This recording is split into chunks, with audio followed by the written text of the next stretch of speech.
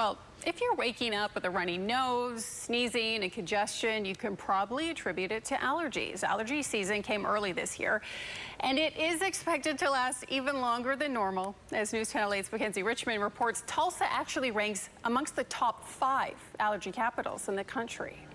And Tulsans are certainly feeling the impact. I've had to do Nasoport every single day, twice a day. And I've even had to pull out the Zyrtec a couple of times. I am actually taking Sudafed and Claritin. I am doubling up on the Zyrtec and Flonase every morning. We're in the dreaded allergy overlap. Grass season just began and tree season hasn't ended. It's the perfect storm for allergens. Well, the pollen forecast shows that, especially with trees, we're looking at the high category, especially with oak and maple. It's been that way the past couple of days. It's likely going to continue.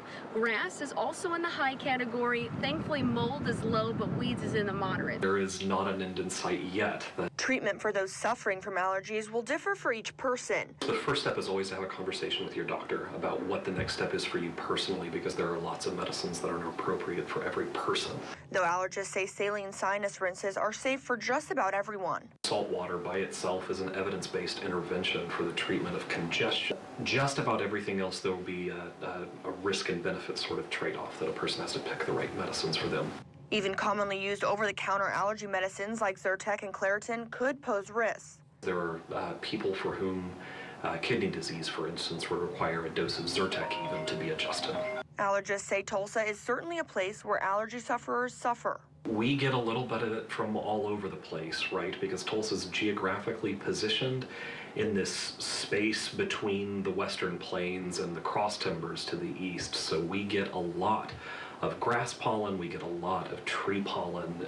If you're feeling the impacts of allergies more this year, there is a reason. Researchers at the University of Michigan say rising temperatures are to blame for this year's intensity of seasonal allergies. Trees, weeds, and grasses are blooming earlier and more intensely than years before, forecasting pollen emissions to be up by 40%. Mckenzie Richmond, News Channel 8.